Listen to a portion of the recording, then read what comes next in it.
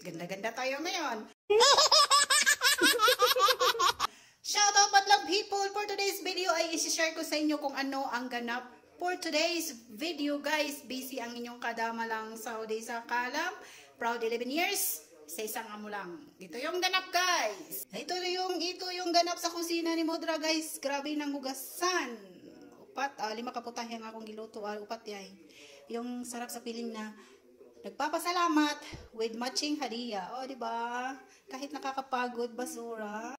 Ang ginawa ko nga pala ngayon guys is kabsa ni Sir. Kaya nagpakaon siya dito siyang barkada, white rice, gawa, tapos musagka, salata, tapos shahi. Andito pa yung mga bata, nagpapakain pa ako. Yung isa nagdemand.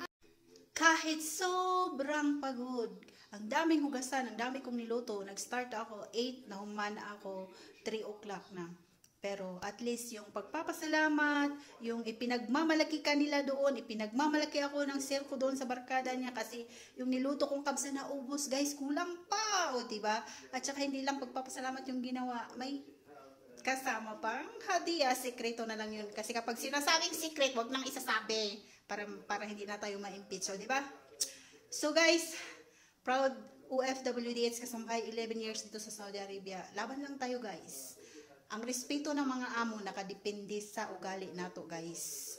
Kung kaya tayo na respeto, itinuring tayong hindi iba sa kanila kasi nasa ugali natin na iyan. Tsaka na-amaze ako kagabi guys kasi kami ni mama nagsalo may ugkaon.